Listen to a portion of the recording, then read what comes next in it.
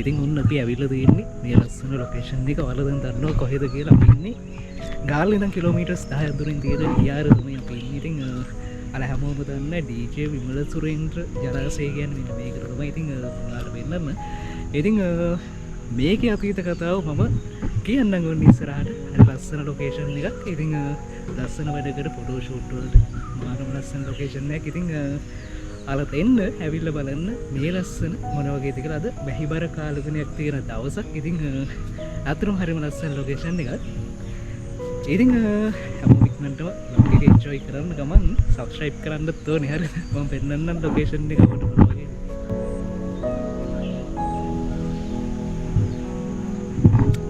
ඉතින් තවත් පුංචි කාර්යයක් ඔන්න කියන්න යන්නේ හරිද ඉතින් ආලකොට දෙනෙක් කිව්වා අපිට ලස්සන vlogs අරගෙන එන්න photography vlogs අරගෙන එන්න එහෙම කියලා. ඉතින් ඉස්සරහට උන්න ලස්සන photography vlogs ඉස්සරහට ගොඩක් අරගෙන ඉන්න තියෙනවා. අපි බලමු ඉස්සරහට මොකද වෙන්නේ කියලා. ඉතින් මම ඔයාලට පෙන්නන්න මේ අවර තියෙන ලස්සන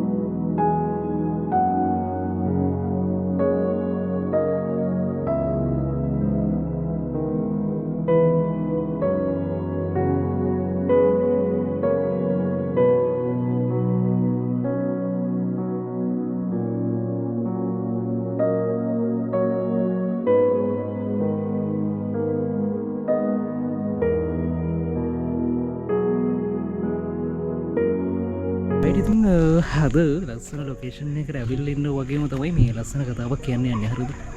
ඉතින් ඔයාලා බලව වීඩියෝ ෆුටේජස් ටිකේ තිබ්බේ ලස්සන මේ ඔක්කොම ගැන මම මේ ජලාශය ගැන සහ මේ ස්ථානය ගැන මේ තැන ගැන ලස්සන විස්තරයක් වාට කියන්න යන්න හරදු. ඉතිං මේක එදනමසි බරගණන් ගොල හදල්දී නර වැරිබං අවුරුදු කියන්න මේක ළමයි මේ ගාල දිස්ත්‍රික්කෙට අයිතේ ගාල්ලින විනාඩි 30ක වගේ දුරකින් ඔයාලට මෙතෙන්ට එන්න පුළුවන්. ඉතින් මේක හදලා තියෙන්නේ ඩීජේ විමල සුරේන්ද්‍ර කියන ඒ කාලේ හිටපු ගාල ඉංජිනේර් කෙනෙක්. ඉතින් යා මුළු ගාලටම වතුර දෙන්න තමයි ඔන්න මේ ජලාශය හදලා තියෙන්නේ.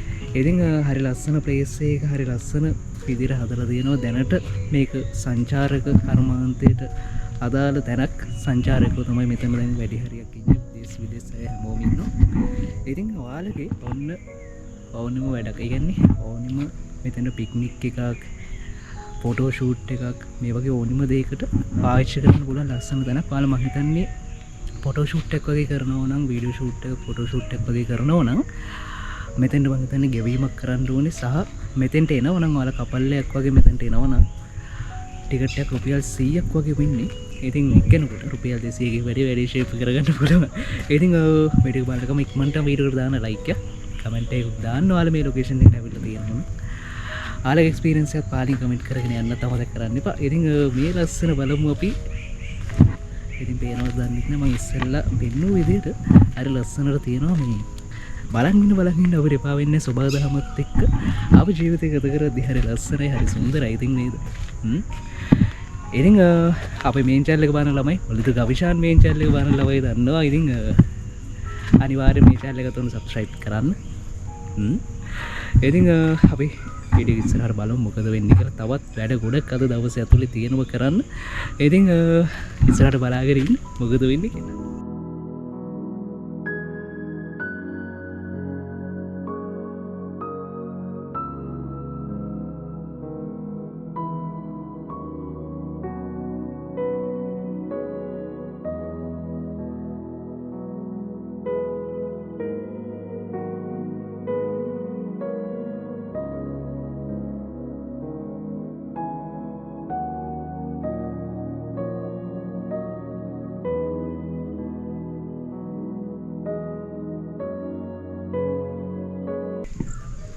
රයිට්. ඉතින් යාළුවනේ මේ අපි තාමත් ඉන්නේ ඔන්න යාරෙම තමයි මේ මම යාර ගැන ආල්ට කියන්නම් මේ අතීත කතාව. හරිද?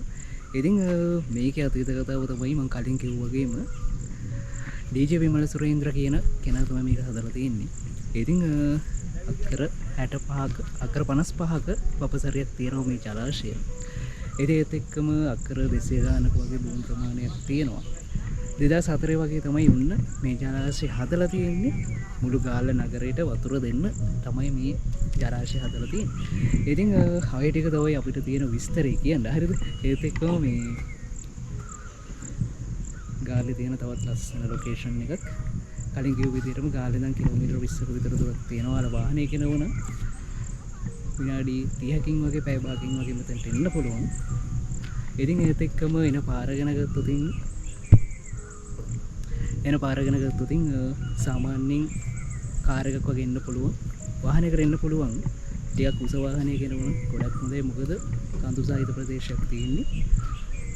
ඒ නිසා ඉතින් ආවොත් තමයි මේ කතාවේ විස්තරය තියෙන්නේ. මේ ජලාශය ගැන විස්තරය වලට කියන්න තියෙන්නේ.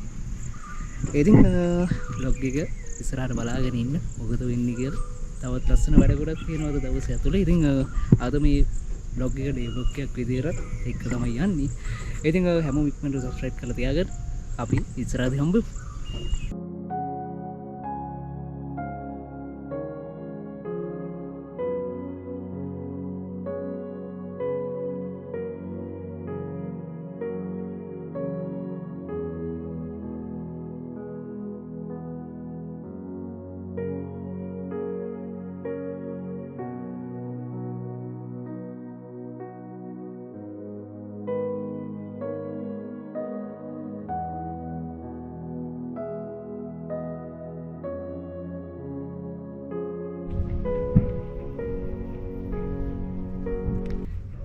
ඉතින් යාළුවනේ අපි උන්නාව මේ මාර්ටින් වික්‍රමසිංහ ෆෝක් මියුසියම් එකට කොග්ගල තියෙන ගොඩක් දෙනෙක් ඇවිල්ලා තියෙන ප්ලේස් එකක්. ඉතින් එන්න පුළුවන් ටිකට් එක රුපියල් 100ක් වගේ වෙන්නේ. මේ හැමෝටම එන්න පුළුවන් අපේ අද ගමනේ දෙවනි ටුවරක් කියන්නේ දෙවනි නැවතු.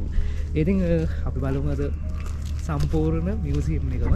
ඉතින් ඔයාලම වීඩියෝයක් දාලාද මීට කලින් මීට මාසෙකට විතර කලින් ලස්සන වීඩියෝයක් ඇත්තරම මේ ෆෝක් මියුසියම් එක රියැක්ට් වීඩියෝ එක.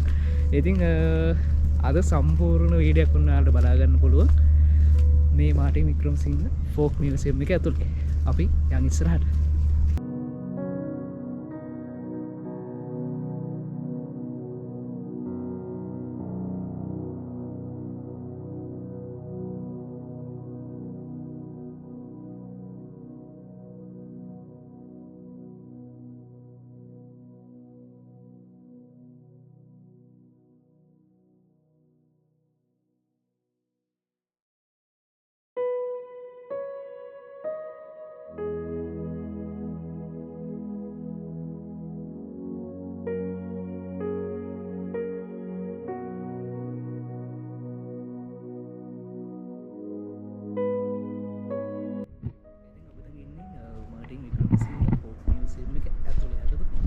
අපිට මුලින්ම එන්ට්‍රන්ස් වෙන්න තියෙන මෙතනින් තාට පේනවති අවට තියෙන දේවල් මේ සම්පූර්ණම අපි කලින් වීඩියෝක බැලූ වගේම තියෙන්නේ අධ්‍යාපනික වශයෙන් වැදගත්වෙන සෑහෙන දේවල් තියෙනවා ඔයාලා පෙන්වන්න ලස්සන වීඩියෝ ක්ලිප්ස් වලින්. ඉතින් බලන්න මාරම ලස්සන තැනක් මාරම අධ්‍යාපනික වැදගත්කමක් තියෙන තැනක් ඔයාලා කලින් වීඩියෝ එකේ දකින්න ඇති.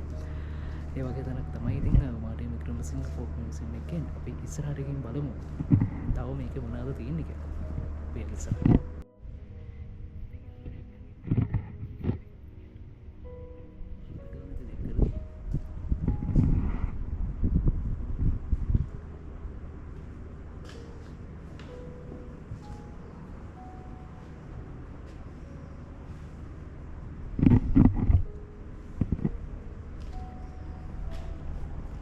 ඉතින් ඒක තමයි පාරම්පරික මොනවද කියලා අපිට කියන්නේ ගොඩක් ළමයි අද වෙද්දි මේව දැකලා නැති දේවල් තියෙන. ඉතින් අපි බලමු ඉස්සරහට තවත් ලස්සන දේවල් බලන්න පුළුවන්.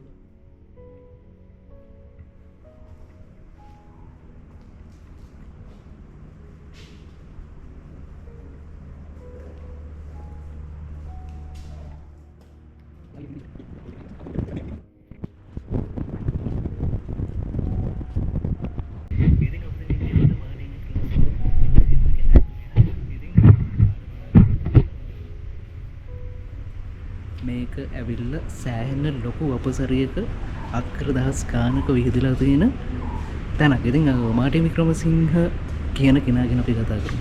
මාර්ටින් වික්‍රමසිංහ කියන්නේ හෙළේ මහා ගත්කතුවරයා. ඔයාලා දන්නවා අපේ ගම කලියුගයේ යුගාන්තය වගේ ගොඩක් පොත් රචනා කළේ උන්න මාර්ටින් වික්‍රමසිංහ මහත්තයා. ඉතින් අපි බලමු ඉස්සලා එහාපැත්තේ තියෙනවා මාර්ටින් වික්‍රමසිංහ මහත්තයාගේ ගෙදර. ඒ කියන්නේ උපන් නිවස ඒ ටික තියෙනවා. මම මේ පුරාවිද්‍යාව කියන්නේ මේකේ අතීත කතාවක් තියෙනවා. අතීත කතාව මම කියන්නම් ඕන ඉස්සරහට. එතුමාගේ ගෙදර හා සම්බන්ධව ලස්සන කතාවක් තියෙනවා. අපි යන් ඉස්සරහට.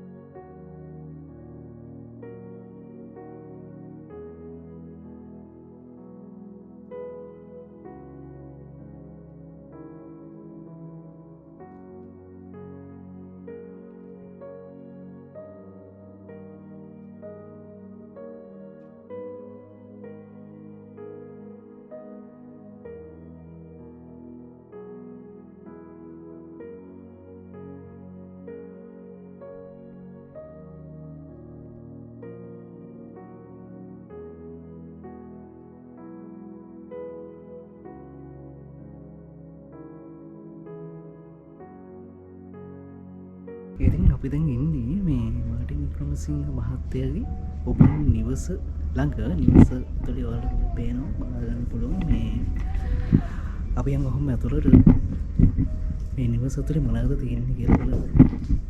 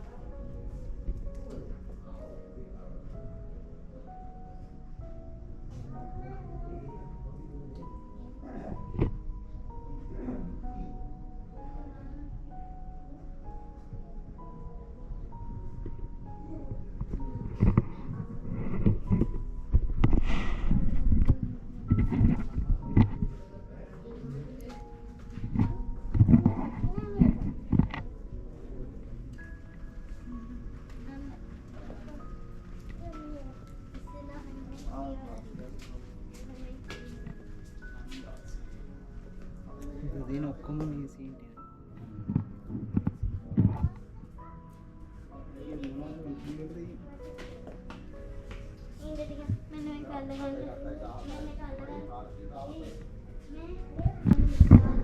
ඉතින් ඔයාලට මේ ටිකේ බලා ගන්න පුළුවන් ඉන්නේ මාටින් වික්‍රමසිංහ මහත්තයාගේ නිර්මාණ කියන්නේ කාව්‍ය විකෘති ඒ දේවල් තමයි මේ ටිකේ බලා ගන්න පුළුවන් ඉන්නේ. ඉතින් අපි බලමු මොනවද තියෙන්නේ කියලා. ඔයාලා දන්නව ජනප්‍රිය කාව්‍ය විකෘති තියෙනවා. ඉතින් අපේ ගම කලියුගයේ යුගන්තය වගේ ගොඩක් දේවල් තියෙනවා මේ මාටින් වික්‍රමසිංහ මහත්තයාගේ ලියවිච්ච දේවල්. ඉතින් සම්පූර්ණම ඔබේ බලන්න.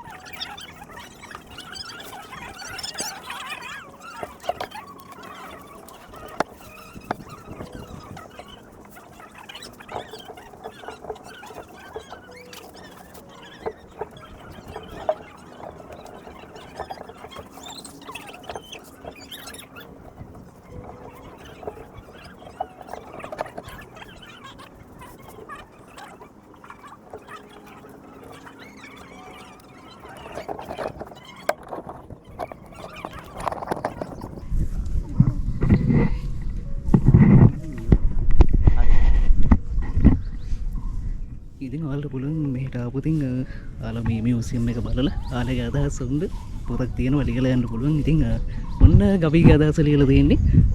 ඔන්න ඉතින් අපි ලෝගෝ එකක් තියෙන ඇවිල්ලා ඉන්නවා නම් ඔන්න බලන්න පුළුවන්. හරිද? මේ තියෙන්නේ තමයි මාටින් වික්‍රමසිංහ සමාධිය. ඒ කියන්නේ මේ එතන තමයි මාටින් වික්‍රමසිංහ මහත්තයාගේ භස්මාව ශේෂ තැන්පත් කරලා හදලා තියෙන සමාධිය. ඉතින් අන්තිමට මියුසියම් එක ඉවර වෙන්නේ මෙතනින් තමයි. අපේ ජීවිතේ වගේ. ඔහොම තමයි. ඉතින් අද vlog එකත් එහෙනම් ඔන්න මාටින් වික්‍රමසිංහ මියුසියම් එකේ ඉඳන් ඉවර කරලා තමයි යන්නේ. ඉතින් අපේ අද ටුවර් එකේ දෙවෙනි නවතන තමයි මාටින් වික්‍රමසිංහ පොක් මියුසියම් එක කියන්නේ. ඉතින් එහෙනම් ආයෙත් ලස්සන vlog එකකින් හම්බ වෙනකන් අදට ගිහින් එන්නම්. හැමෝම පරිස්සමෙන් සතුටින් ඉන්න ඕනේ. ජය වේවා.